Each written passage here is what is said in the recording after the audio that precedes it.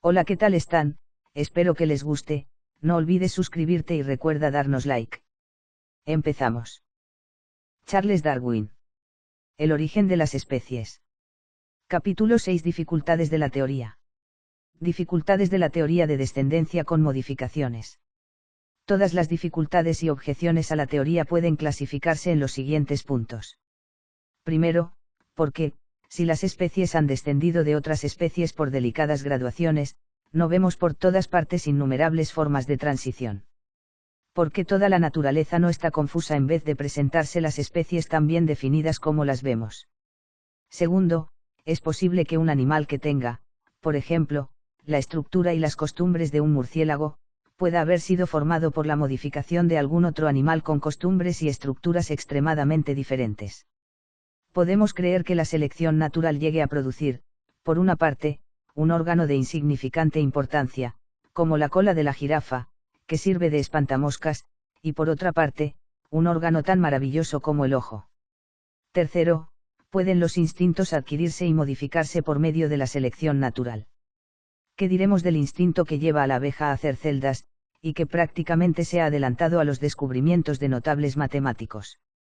Cuarto, ¿cómo podemos explicarnos que las especies sean estériles o produzcan crías tales, mientras que cuando se cruzan las variedades su fertilidad es vigorosa?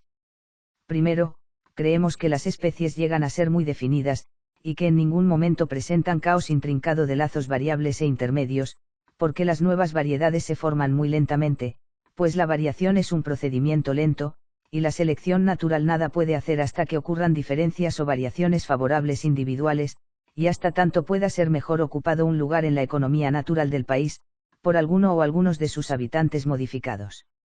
Estos nuevos lugares dependerán de lentos cambios de clima o de la inmigración accidental de nuevos habitantes, y probablemente en un grado todavía más importante, de que alguno de los habitantes antiguos se modifique poco a poco con las nuevas formas de este modo producidas y las antiguas, obrando por acción y reacción las unas sobre las otras, de modo que en cualquier región y en cualquier tiempo debemos solamente ver unas pocas especies que presenten pequeñas modificaciones de estructura en algún grado permanentes, y esto es lo que vemos. Segundo, las áreas que hoy son continuas deben haber existido en un periodo reciente como porciones aisladas, en las cuales muchas formas, especialmente las clases que se unen para cada nacimiento, pueden haberse hecho separadamente distintas como para figurar como especies representativas, en cuyo caso las variedades intermedias entre las varias especies representantes y su madre común, habrán existido primitivamente en cada porción aislada de la Tierra. Pero durante el procedimiento de la selección natural habrán sido suplantados y exterminados estos eslabones, de tal modo, que ya no podrá encontrárselos en estado de vida. Tercero, cuando se han formado dos variedades o más en diferentes porciones de un área estrictamente continua, es probable que las variedades intermedias se hayan formado al principio en las zonas intermedias, pero generalmente habrán tenido duración corta. Por las razones ya asignadas, a saber, por lo que ya conocemos de la distribución actual de las especies muy próximas o representantes y de las variedades reconocidas, estas variedades intermedias existirán en las zonas intermedias en número inferior a las variedades a cuyo enlace tienden. Por lo tanto, solamente las variedades intermedias estarán sometidas a exterminio accidental, y durante el procedimiento de ulterior modificación por medio de la selección natural, serán casi ciertamente combatidas y suplantadas por las formas que ellas enlazan, porque éstas presentarán en conjunto más variedades, puesto que existen en mayor número, y de este modo se mejorarán más por medio de la selección natural, adquiriendo posteriores ventajas. Por último, sin considerar ahora un tiempo dado, sino todos los tiempos, si nuestra teoría es verdadera, precisamente deben haber existido innumerables variedades intermedias, unión íntima de todas las especies del mismo grupo, pero el verdadero procedimiento de la selección natural tiende constantemente, como ya se ha dicho muchas veces, a exterminar las formas primitivas y los lazos intermedios.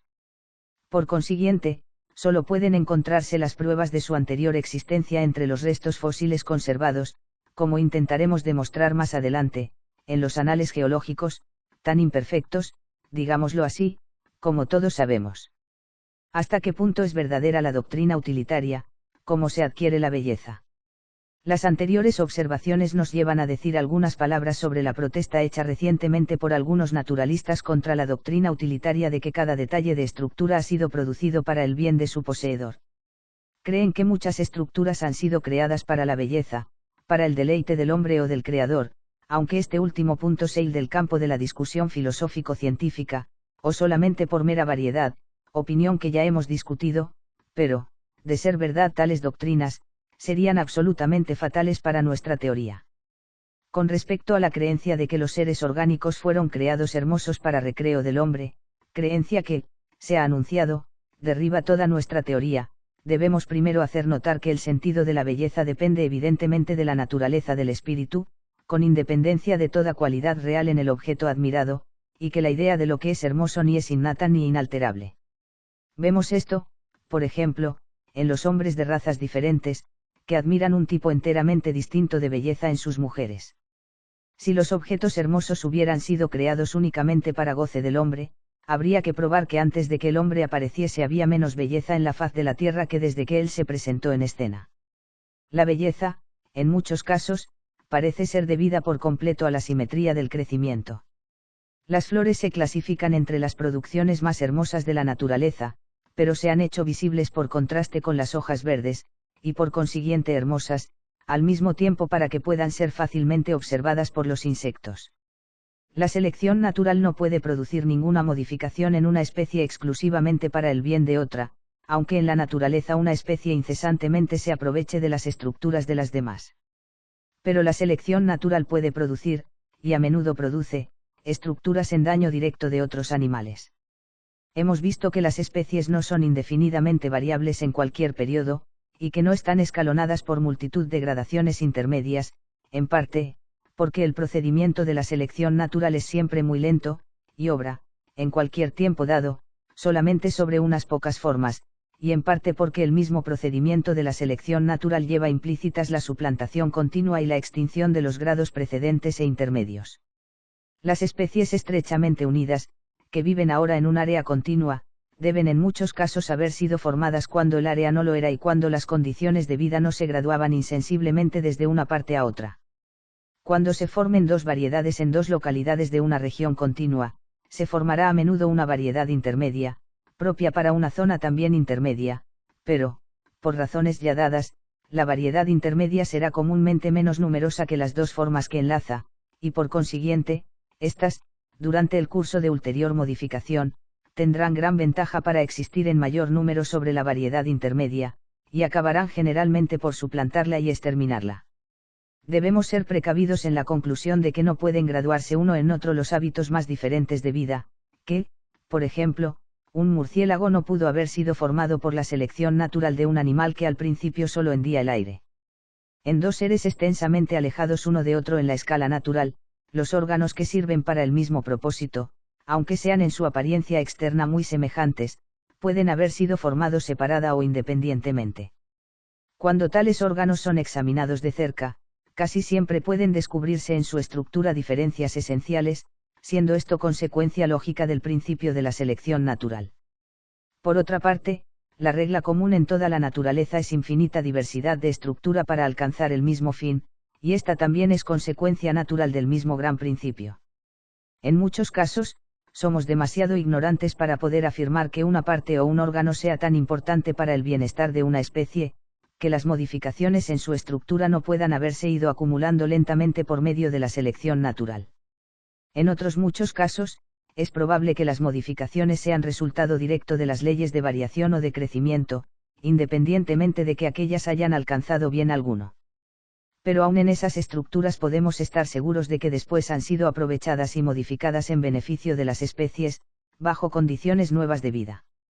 También podemos creer que frecuentemente se ha conservado una parte que tuvo gran importancia en otros tiempos, como la cola de un animal acuático en sus descendientes terrestres, aunque haya llegado a ser de importancia tan pequeña, que no podría en su estado actual haber sido adquirida por medio de la selección natural.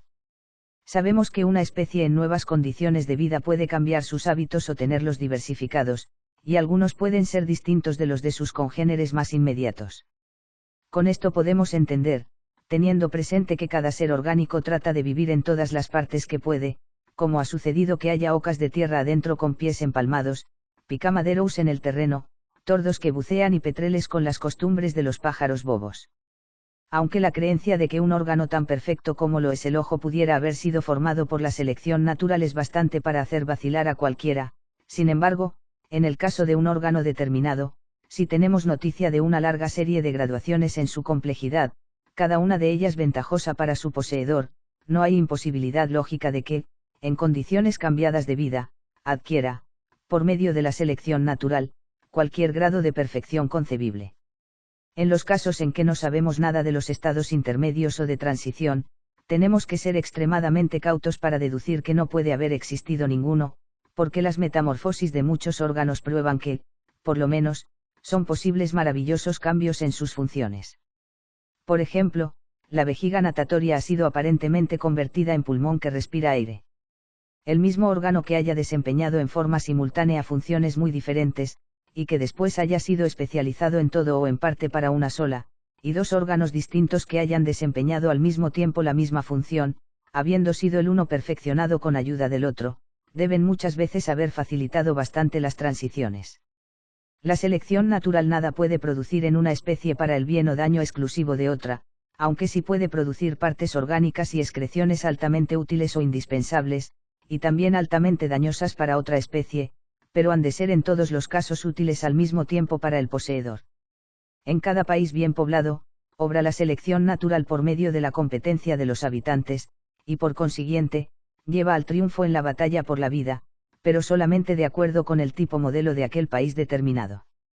Por esto los habitantes de un país pequeño ceden a menudo ante los habitantes de otro más grande, porque en este existirán más individuos y formas más diversificadas, lo que produce una competencia más severa, y por ende el tipo de perfección se habrá hecho superior. La selección natural no conducirá necesariamente a la perfección absoluta, ni tampoco, en cuanto nuestras facultades limitadas nos permiten juzgar, puede señalarse en todas partes cuál sería la perfección absoluta. Con la teoría de la selección natural podemos entender claramente el sentido completo de aquel antiguo canon de historia natural, natura non facil saltum, el cual no es estrictamente exacto si miramos solo a los actuales habitantes del mundo, pero si incluimos a todos los de los tiempos pasados conocidos y por conocer, dentro de nuestra teoría debe ser perfectamente verdadero. Se reconoce generalmente que todos los seres orgánicos han sido formados según dos grandes leyes, unidad de tipo y condiciones de existencia. Por unidad de tipo se entiende ese acuerdo fundamental en la estructura que vemos en los seres orgánicos de la misma clase, y que es totalmente independiente de sus hábitos de vida. Según nuestra teoría, se explica la unidad de tipo por la unidad de descendencia. La expresión condiciones de existencia, en la que tan a menudo insiste el ilustre Cuvier, es cabalmente comprendida por el principio de la selección natural.